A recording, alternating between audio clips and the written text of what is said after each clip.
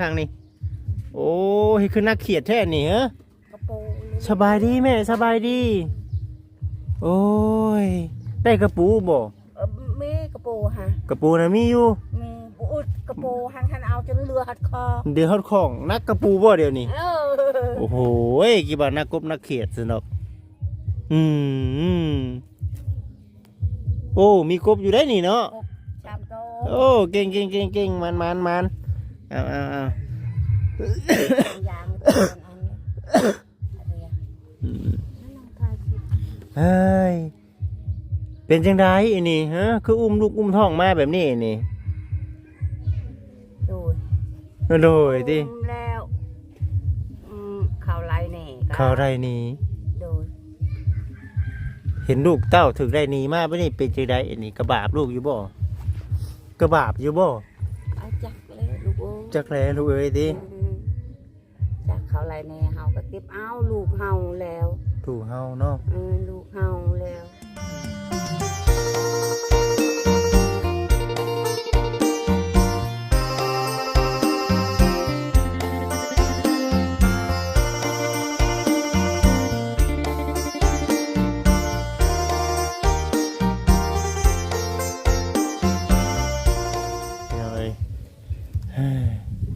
บัดอาบน้ำอาบในเจ้าได้สันเจ้าสิไปอาบอยู่ใช่ขอนำน้ำสาวนี่ขอน้ำน้าสาวบ่แล้วก็ขอเทื่อนึงช่องเทื่อแล้วก็เฮาก็อายเนาะเฮาก็ไปตักอยู่โคกอยู่ป่าไปตักน้ำอยู่ป่าตักน้ำยังน่ะน้ำสร้างบ่ไปตักเองนี่ตักเองหัวจังว่าแค่พี่น้องเอ้ยบัดอาบน้ำอาบในดิมันคือเฮาไปอาบอยู่ห้วยไปอาบอยู่ห้วยบ่เลยยังอยากโอ้ลำบากเลยนี่เนาะบัดอาบบัดข้อดูออกมานี่พอแห้งเนาะพอแห้งนะเฮาสิคอดได้เลยอ้ายบัดคอดนี่ได้เลยพี่น้องเด้อเนาะบึงนี่ก็ได้หากไปกวดอยู่ใช้เพิ่นบอกว่าอันน่ะเดือนคลินิกแต่แล้วนี้ไผฉานี่แม่บ่นี่โอ้ยแม่เอ้ยแม่สบายดีมาพี่มานั่งน้ำกันโอ้มาพี่ไม่อยู่ใกล้ๆกันพี่มาอยู่ข้างนี้แม่อยู่ข้างนี้โอ้ยคือนักเขียดแท้นี่ฮะสบายดีแม่สบายดีโอ้ยได้กระปูบ่มีกระปูฮะกระปูนะมีอยู่มีอุดกระปูหันทันเอาจนเรือหัดคอเดี๋ยวฮอดของนักกระปูบ่เดี๋ยวนี้โอ้โหกี่บาทนักกบนักเขียดสนอกโอ้มีกบอยู่ได้นี่เนาะชามโตโอ้เก่งมันเอายางเฮ้ยเป็นจังไดอันนี้ฮะคืออุ้มลูกอุ้มท้องมาแบบนี้นี่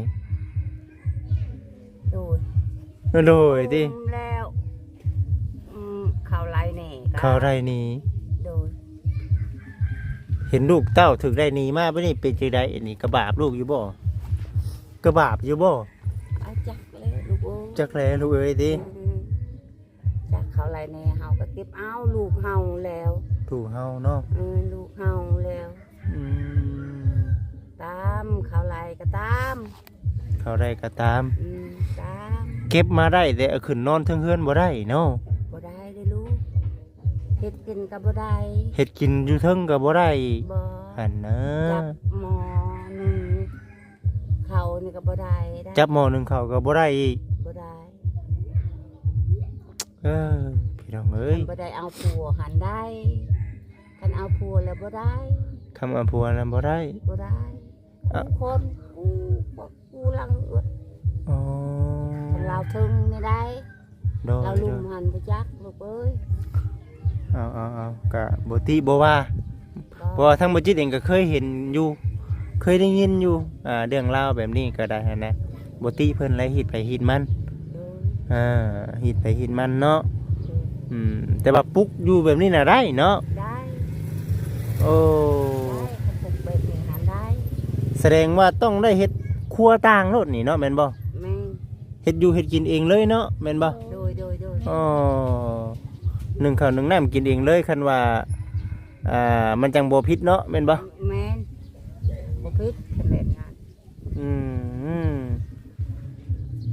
โดย ได้ลูกโอ้ ลำบาก คือเฮานี่ว่าสิไปเฮ็ดกินบ่คือข้าวยอแขกเด้อคอยไปเฮือนหลังคอยนี่ข้าวยอคือเขาแขกนี่ว่าสิไปเฮ็ดกินนี่ไปตักกินอันนั้นเห็นพี่ช้างก็บ่ได้กินคันข้าวยอให้กินหันได้กิน คันข้าวเหนียวมาให้จังได้กินแม่นบ่ โดย อ๋อโดยพี่น้องเอ้ยโอ้ยมันก็ยากเด้ออันนี้เนาะ ยาก ยากเด้อพี่น้องเด้อบัตรคลอดลูกเลยแม่สิเฮ็ดได้อันนี้ฮะหลานน้อยเด้บัตรอยู่กรรมอยู่ไผเด้ อยู่กรรมอยู่ภายกะอยู่ในนี่แหล้วฝนตกก็อยู่ในนี่แหล้ว ฝนตกก็อยู่นี่เนาะ ฝนตกก็อยู่ในนี่แหล้ว เดินน่ะกว้างอยู่บ่เดินน่ะอยู่ใช้เดินน่ะ บ่มี บ่มี บ่มี ยังว่าพอเพิ่นสมมุติว่าถึกเลขถึกเบอร์มาได้เงินมาบัดเฮ็ดเฮือนบัดใครในได้เฮ้ย บ่เว้ยบ่มีแล้วดินนี่ บ่ หมดเท่านี้แล้ว โอ้ ยอมแล้วดินนี่ บัดอยู่เฮือนจักคนบัดนี่เฮือนแม่น่ะ เพิ่นลูกชาย2คนลูกไผเด้หลานอีกเด้ เต็ม อืม อืมพอแห้งเลยเนาะ บ่แห้ง พอแห้ง บ่แห้ง บัดนี้ลูกเพิ่นสิมาอยู่นํตลอดแหล้วบาดนี้ อยู่ตลอดแล้วเขาไหลนี่แล้ว โตผัดอยากทิ่มผัดลูก ปะบ่ได้เนาะ ปะบ่ได้ เออ คือหนาว บัดนี้ข่าวเรื่องน้ำเด้เป็นจังไดทั้งแม่ คุยนั่งเองค่ะ บ่แบบบัดยานะ กินเรื่องกินนี่เบากินไผ่กินมันแล้วลูกเอ้ย กินไผกินมันบ่ เออ หรือว่าคิดไปกินมา เฮ้ย ข้าวเรื่องน้ำนี่ กินไผกินมันหนึ่งเองเลยนะเนาะ โดย หนึ่งเองเลยนะ อื แม่ ม ก็นั่งเองคอยก็แม่ไปใส่คอยก็บ่ได้ขึ้นไปเด้งดอกให้เพิ่น อืม เพิ่นมาเพิ่นนึงเอง เฮาอยู่ต่างแล้วเนาะ โดย ครอบครัวต่างได้ไดพี่น้องเอ้ยอันนี้นั่นเออ หัวต่างกันแล้วก็อยู่ไผอยู่มัน อยู่ไผอยู่มันเฮ็ดนาได้จักชอบปีนี่ โอ้โหสาวชอบ แต่ชาวชอบคนบัดหลาย คนบัดลายหาวผัดบ่มีหน้า โอ้ บ่มีหน้าบ่มีพิชักมึงลูก โตยเด้อ พอเขาจนตลอดปี คออีกอยู่บ่ซะคออีกบ่เขาแล้วนะ ไปหาขยัดหาปุบหาพิชักซ้ำบ่ปิแล้วไปแหลกเอาเขาหา โอ้ยเนาะ แหลกเอา อืมคักแน่ บอกขอแต่ปากบ่เด้อลูกไปแหลกเอา อ้าวเฉพาะจังว่าเสียงรถจักรไผเนาะว่าสบายดีบ่นุ่งสบายดีเลย มากับไผน่ะ คนเดียว มาคนเดียวข่อยก็หากระฮอดรังหนึงนี่ โอ้ เออ ไรตามเบาแสนบ่ แม่น แสน แม่น มาก่อนอ๋อ หากะมานี่บ่หากะมาเด้ แม่น เออ มาจากในเมือง โอ้ยังบ่ทันไปทางไหนซ้ำ กลับมาจากในเมือง โอ้เฮ้ยอันนี้เจ้าหากะมาพ่อเพิ่นจักเทื่อแล้วนี่ โอ้ลายแล้ว หลายเทื่อแล้ว โดยสี่หามื้อแล้วเนาะเนาะเนาะ โอ้ สี่หาเทื่อแล้ว โดยเป็นจังไดในเรื่องข่าวดีเฮา ข่าวดีบ่ มีข่าวดีเข้ามาอยู่บ่นี่ โดยก็มีอยู่ได้ อืม เดิมมีแล้วว่าซะเถอะ ดีแล้วฉันเนาะ ดีใจนำน้องเพิ่นแด้สิได้เรียนได้สานเนาะ ก็ดีใจน้ำคำว่าเป็นอันนั่นก็ได้เนาะเด้อโดยเป็นยังไงสิเฮ็ดได้สมมุติว่ามีเฮือนมีชานนี่สิปลูกอยู่นี่ได้บ่ มองนี่คือสิบ่ได้ว่าซั่นเพราะว่ามันติดคลองมันใส่ค่าติดกับเพื่อนปู่เฮือนยา บ่ได้เนาะ โดยเคยนะลูกเคยอะเนาะไม่ใช่ โอ้พิษเพิ่นอีก แม่น อืม แต่อันนี้คือความเชื่อส่วนผู้เฒ่าผู้แก่บ่แม่นส่วนบุคคลความเชื่อสมัย โบราณเพิ่น เป็นทางฮีดเพิ่นซะ เออ พี่น้องเอ้ยเขาบอกว่าทางฮีดเพิ่นกับพ่อเนาะ โดย บอกทางฮีดเพิ่นกับพ่อ เพิ่นก็เลยให้หาที่ดินที่ดอนตอนใหม่ให้เพิ่นน้อยก็ยากพอได้ปลูกเนาะ เพิ่นบอกกันได้ โดย แต่ว่าเป็นจังได๋ในเรื่องที่เรื่องทางเฮา เมื่อก่อนเนี่ยก็เบิ่งไว้ทาแล้วหม้องตรงนั้นบ่ดันก็คือว่าก็ถามว่างามบ่กับบ่งามแน่เพิ่นเอาดินเนี่ยก็ตาปิดบ่ปิดตาได้จัง โอ้ ได๋ ดินบอด ดินตาบอด มันก็แต่ว่าถ้ามองแบบในความเป็นจริงกับเพื่อเขาเสียหัวเฮ็ดสวนกับโอ้ยหลายขนาดณปัจจุบันเนี่ยก็เกือบ20 ปี20 ปีก็ยังคือเก่าอยู่คันที่ว่าตามความรักเป็นจริง มีงบแล้วบ่ในเรื่องเดินเพิ่น โดย อันดีแล้วฉัน นำมาแต่ข่าวดีนั่นแหละเพิ่น ดีแล้วฉันเนาะ โดย โอ้ยเนาะยังระบาดนี่คือเสถุงข้างในเอ้ยเนาะเก็บไว้บ่เก็บไว้บ่ บ่ เอายันว่าเนาะเก็บไว้พอได้ข้าวแดงน้ำได้เนาะเอาบ่เอาดอกกระปูนี่ เอ้ยเนาะ กับก็ หลายบ่คำบ่หลายก็ไว้กินเออ โอ้ยเนาะเดี๋ยวจังหวะมาหาเพิ่นน่ะนี่ก็ได้ว่าเห็นในคลิปเจ้าน้ำเนยให้แล้ว โดย ก็เลยว่าโอ้ยอุ้มใส่บัตรคลอดนี่ติเนาะ โดย บัตรคลอดนี่แหละสิแบบว่าขึ้นยากน้ำเพิ่นอยู่นะเพี่น้องเอ้ยเนาะสิเป็นจังไดก็ได้ว่าซั่นน่ะนะเมื่อยอยู่บ่แม่เอ้ยเมื่อยพอแล้วเด้อพอ มีแต่กระปู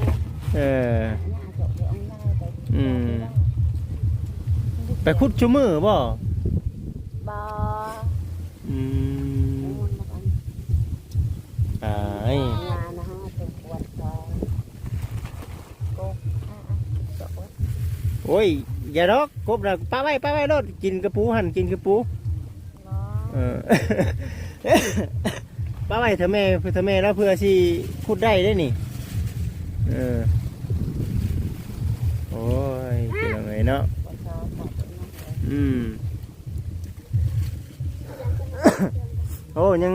ดีแล้วฉันยังว่ามีข่าวดีเนาะสิเป็นยังไงก็รอเบิ่งพี่น้องเนาะรอเบิ่งรอชมไปนำกันจงไว้กินแดงในได้ไหมเอ้ย บ่ลูกกินคู่มือ บ่ แม่นี่กินคู่มือ กินคู่มือบ่ โดย โอ้ยเนาะ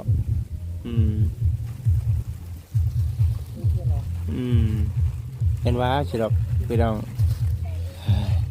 มากับทางบ่แสนเพิ่นนั่นแหละแต่ว่าบ่แสนเพิ่นน้ำหน้าไปแล้วบ่นุ่งเล โด ย ยมากับเราปั๊ม แม่น เฮากับพ่อกันกลางทาง พ่อกันบ่ เออ อันนี้ก็สิไปหาเพิ่นนี่ก่อนเพิ่นอยู่บ้านนั่นนะ ใกล้ๆนี่ แม่นเจ้าเข็ดนั่นน่ะวะ บ่เคสนั่นเคสที่เราคุยกับเคสนี่ โอ้ เดี๋ยวเคสนั่นเป็นคนในบ้านนี่แหละสาวพรบ้านสาว โอ้บ้านสาพรได้จะสิเอาไงโอ้ยเนาะ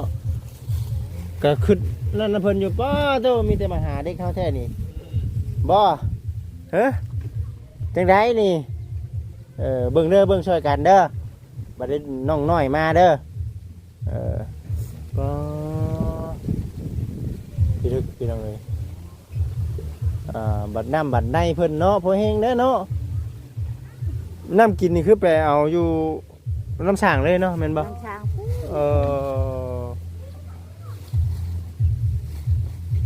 คอยหันชุมนี้ไปหันคอยเอากระตุกอันนั้นกระตุกใหญ่หันพาดให้เขาตักให้ อันนี้เฮือนแม่นี่ที่แม่ ดู โอ้เราก็หลายคนนะพี่น้องแล้วบุตรีเราเลยอยู่กันหลายคนชาตินี่ก็ฮักได้นี่จะหน่อยนี่เนาะ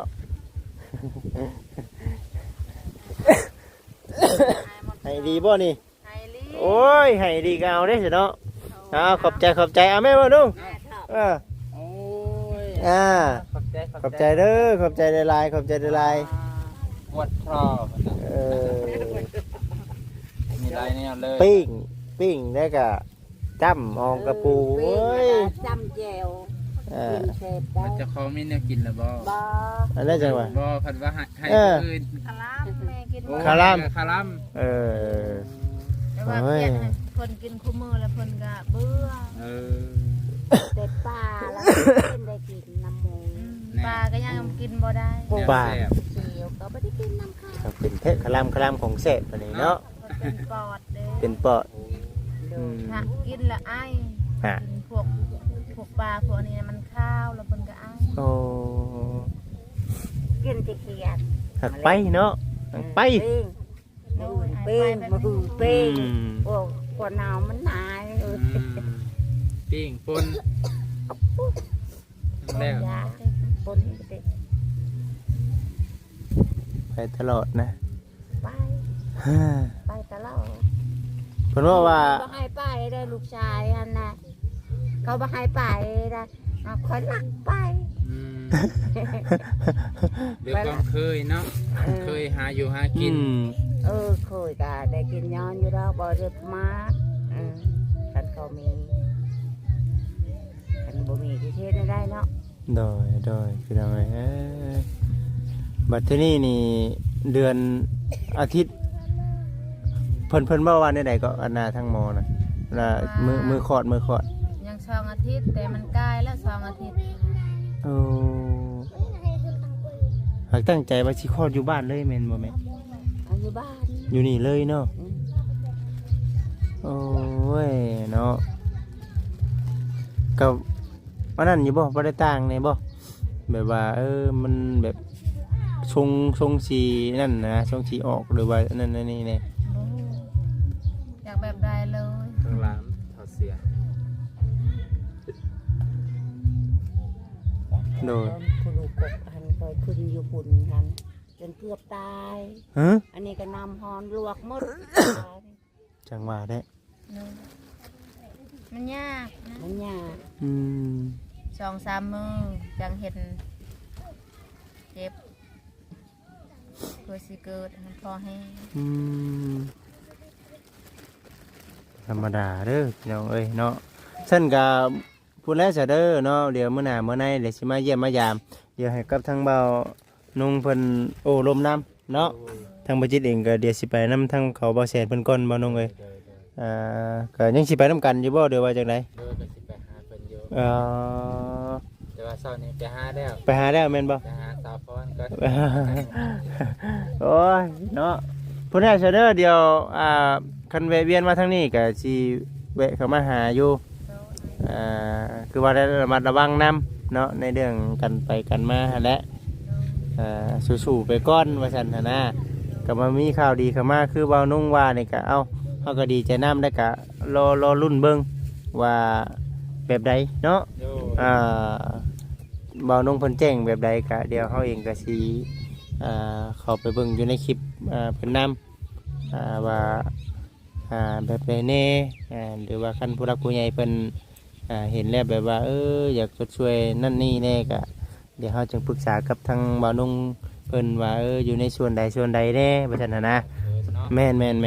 ตอนนี้เฮายังบ่ได้มีงบเทื่อเฮาก็บ่พอว่ารอนั่นน่ะทางบ่าวนุ่งเพิ่นนั่นก่อนว่าซั่นน่ะนะเอาอยู่ดีไม่แห้งมาเด้อเนาะสบายดีโอเคพี่น้องเอ้ยไปบ่าวนุ่งเด้อ โดย เอาอยู่ดีไม่แห้งบ่าวนุ่งโดยโอเคไปค่อยไปก่อนได้ โดย โอเค ไปที่หลัง บ่คำโทรตามนะบอกนี่พี่น้องเอ้ยเอ้ยเนาะได้กินอันน่ะอองกระปูแล้วบัดนี้เนาะ คักแน่ดิพี่น้องเอ้ย อยู่นี่ดูได้พี่น้องเอ้ยเบิ่งแน่อุ้ยตะเมาะน้อยๆหนึงเนาะโอ้ยเห็นแล้วก็กระบาบลาวไปสั่นพี่น้องเนาะทางมุจิเด่งก็สิได้จบคลิปก่อนพุ่นได้สิเดินทางไปหาเขตหนึงถือว่าอาณาถาอีกอยู่นะเบิ่งนี้ก็ได้ไปพี่น้องเอ้ยเนาะทางมุจิเด่งก็ได้สิได้เดินทางอันนั้นก่อนพี่น้องเอ้ยเนาะ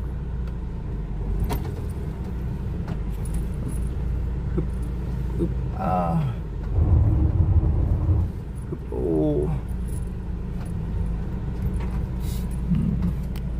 ทางบอกคำเพิ่นแน่โทรมาตามแล้วเฮ้ยเห็นแล้วก็แต่กระบาบเราเนาะพี่น้องเอ้ยมีแต่ชูๆและกันว่ามีผู้รักผู้ใหญ่เพิ่นช่วยนั่นนี่แน่ก็เฮาก็ดีใจนำแล้วเห็นแล้วก็คืดกระบาบเราตอนบาดเราสิคลอดนี่แหละพี่น้องเอ้ยเนาะโอ้มันบ่ได้แม่นเรื่องง่ายได้พี่น้องเอ้ยเนาะซาเห็นผู้พระเจ้าสิคลอดล็อกนะพี่น้องเอ้ยเห็นพระเจ้าคลอดนะโอ้ยเห็นแล้วก็เป็นตาอุกอ่างใจนำยิ่งเฮาบ่มีนี่แห้งกระเต็กนะพี่น้องเอ้ย ยิ่งในเรื่องพ่อกับแม่เล่านี่เฮากับบ่ติเลยเด้อพี่น้องเด้อเนาะเพราะว่าเขานั้นเนาะครอบครัวเขาเนาะกับหนึ่งมากับฮีดเขาพี่น้องเนาะฮีดเขาเป็นแน่นั่นเฮาสิว่าอย่างไรก็บ่ได้นะพี่น้องเอ้ยเนาะมีแต่ว่ากระบะแต่ผู้เพิ่นท่องเพิ่นไทยนั่นแหละเนาะ โอ้ยไปซะพี่น้องเอ้ยสำหรับคลิปนี้ก็ได้สิได้จบคลิปก่อนเด้อพี่น้องเด้อฝาก FC ทุกท่านเป็นกำลังใจให้ก็ดีใจที่ว่ามีผู้รักผู้ใหญ่ช่วยก็ได้เนาะไปซะสำหรับคลิปนี้ขอกล่าวคำว่าสบายดีอยู่ดีมีแฮงพี่น้องเอ้ย